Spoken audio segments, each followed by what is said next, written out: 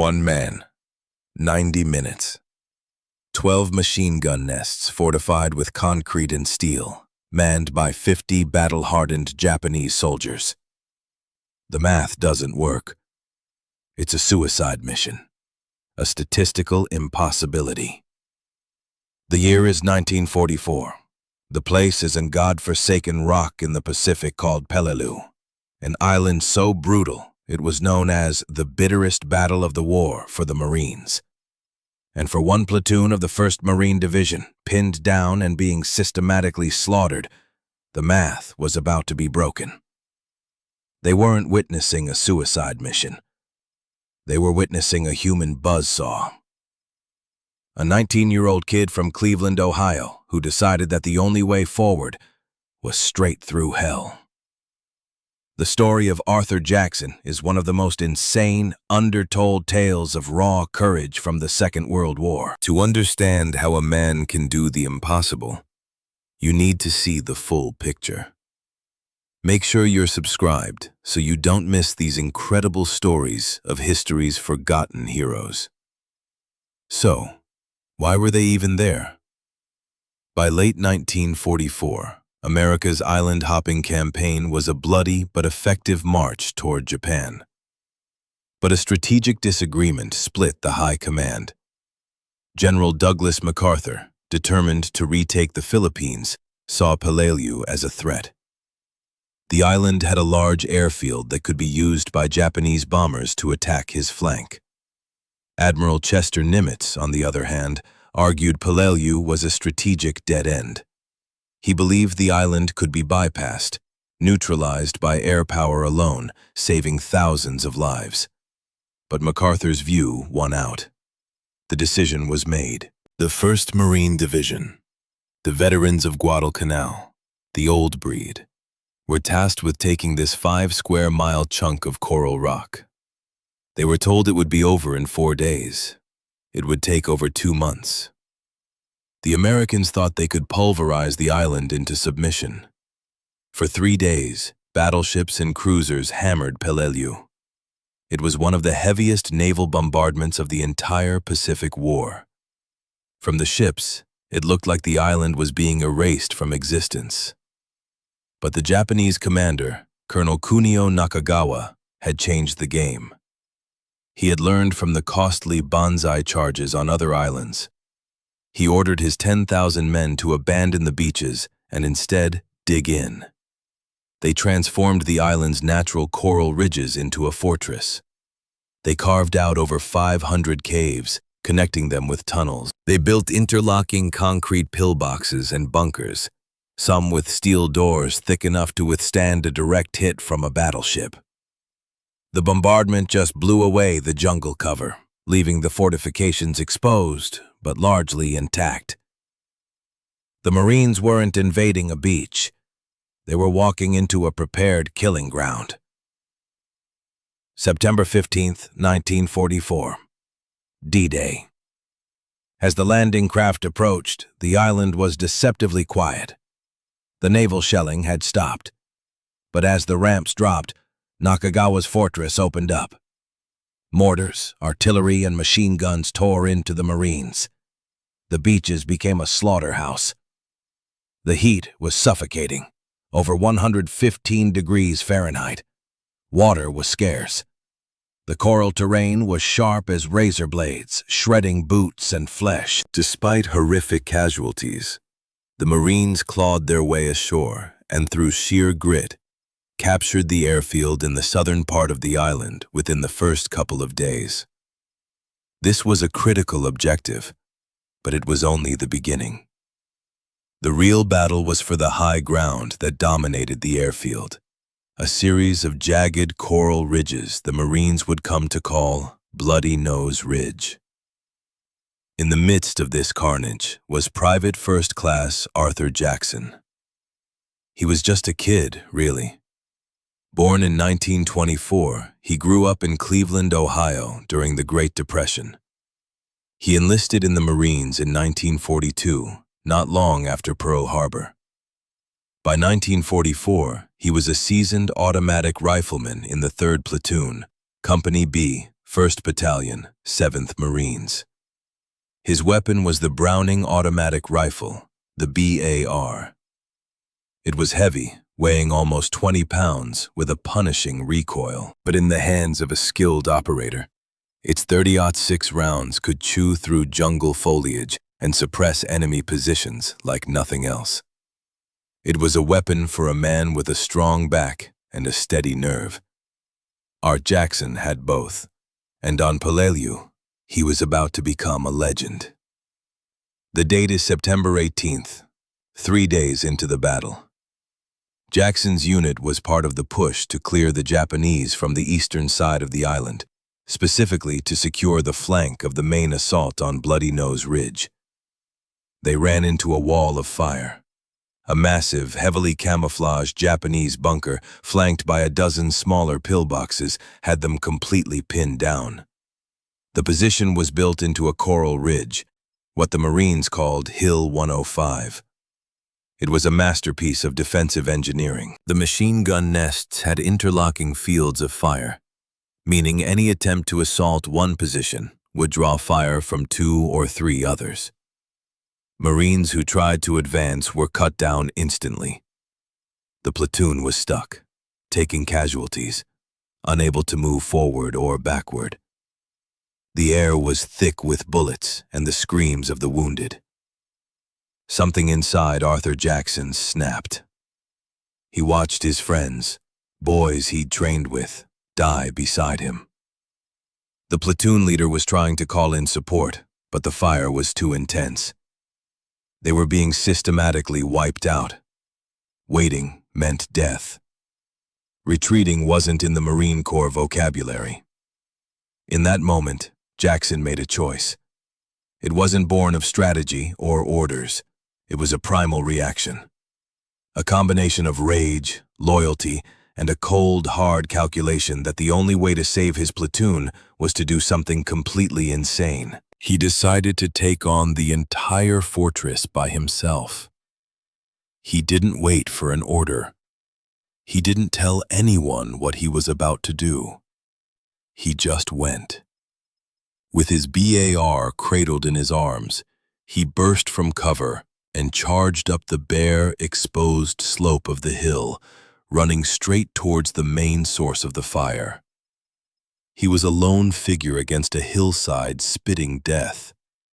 He ran in a zigzag, firing short, controlled bursts from his BAR. The sound was deafening. The Japanese gunners, likely stunned by the audacity of a single man charging them, tried to track him. But he was moving too fast, too erratically. He reached the first machine gun nest, a small concrete pillbox.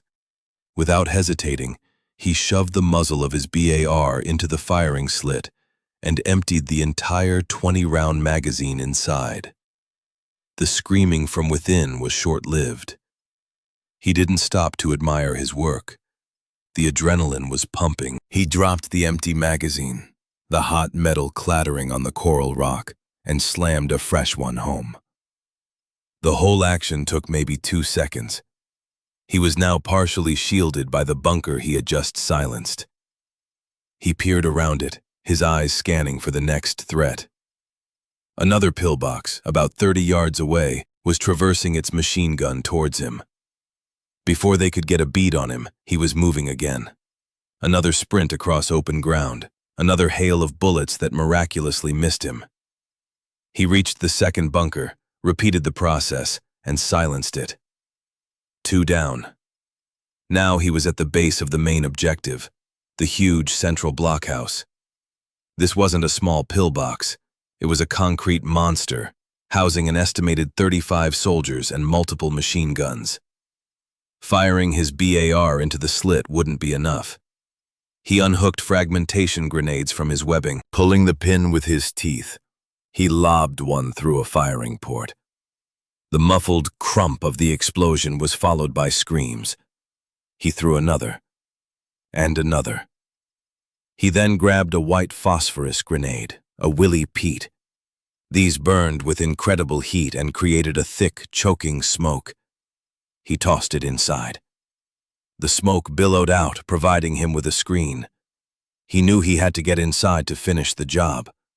Covered by the phosphorus smoke, he found a heavy steel door at the rear of the blockhouse.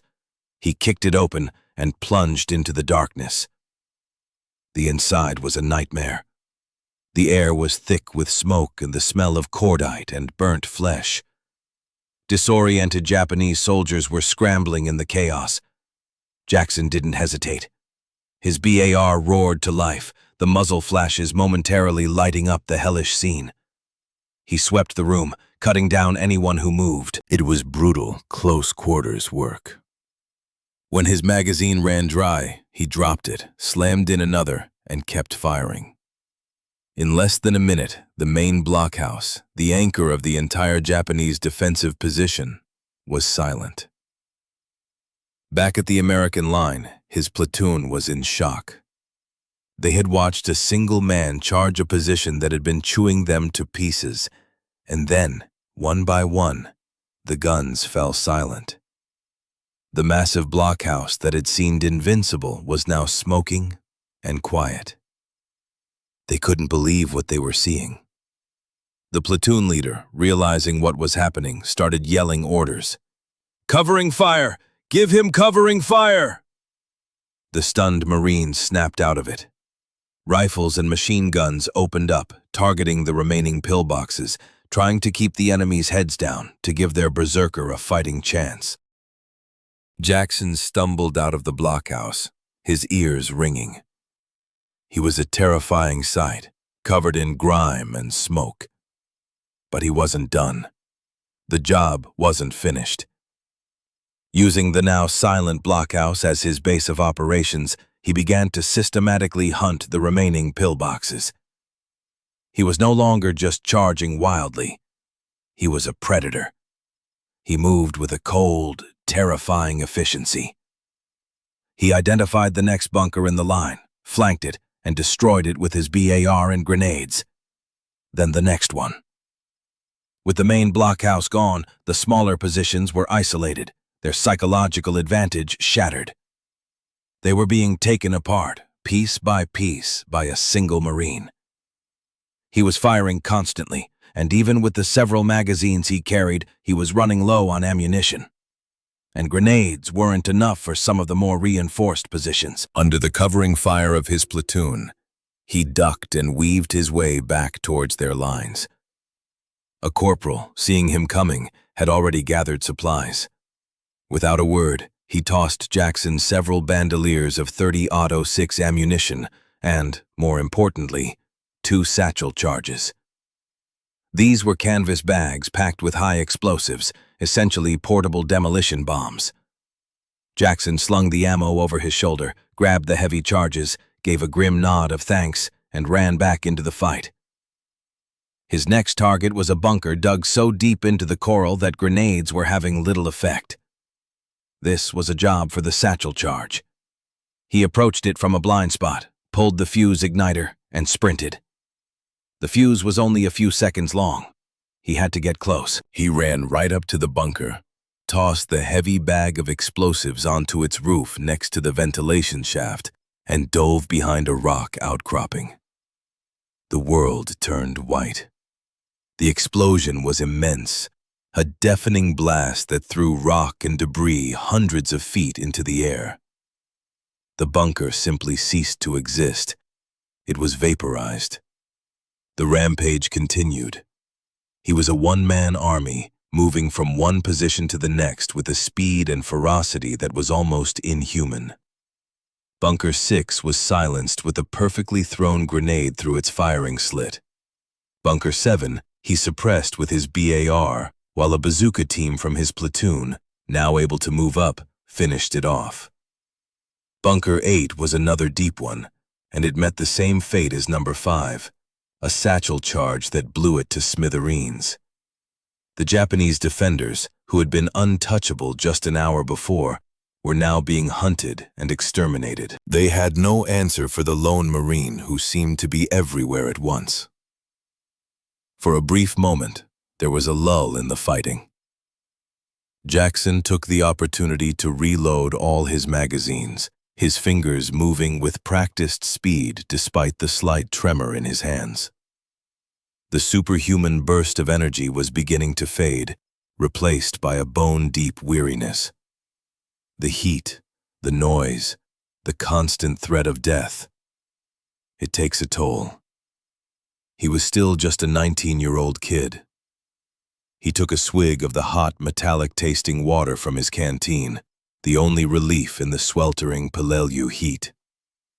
But looking back at his platoon, now moving up and consolidating the ground he had taken, he knew the job wasn't over. With his platoon now able to advance, the dynamic shifted. It was no longer a solo mission. Jackson pointed out the remaining pockets of resistance. A fire team laid down suppressing fire, while he and another Marine flanked a 9th bunker, taking it out with grenades. They assaulted a 10th in similar fashion. It was a textbook example of fire and maneuver, made possible only because Jackson's initial, insane charge had broken the back of the enemy's defense. He was still at the tip of the spear, still leading the way, but now he had support. The end was in sight. The last two positions weren't concrete bunkers, but cleverly hidden spider holes. These were one-man fighting positions, dug into the ground and covered with a lid of camouflaged material.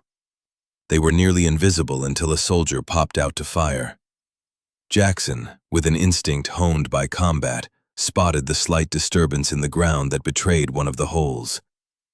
As a Japanese soldier emerged, Jackson cut him down with a final burst from his BAR. He then used his bayonet to probe the ground nearby, uncovering the 12th and final position, which he neutralized with his last grenade.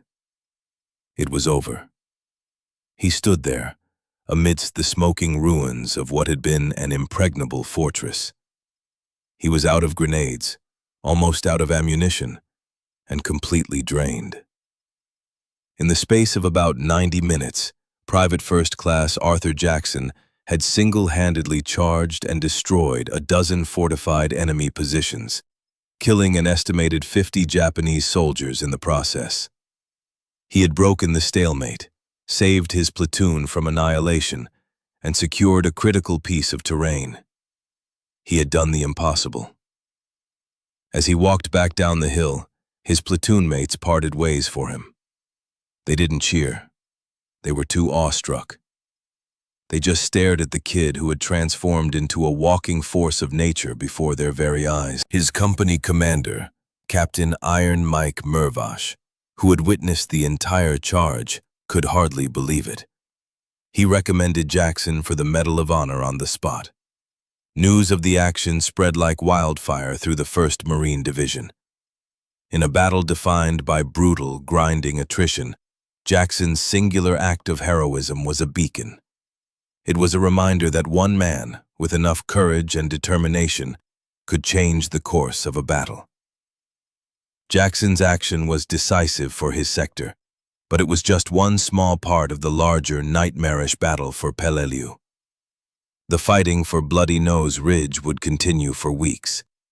The Japanese, hidden in their caves and tunnels, fought to the last man. The Marines had to clear them out one by one, using flamethrowers, explosives, and sheer guts. The initial estimate of a 4-day battle was a tragic miscalculation. The 1st Marine Division suffered over 6,500 casualties, a rate of over 30%, making Peleliu the battle with the highest casualty rate of any in the Pacific War for the Marines. It was a victory, but one paid for in an ocean of blood.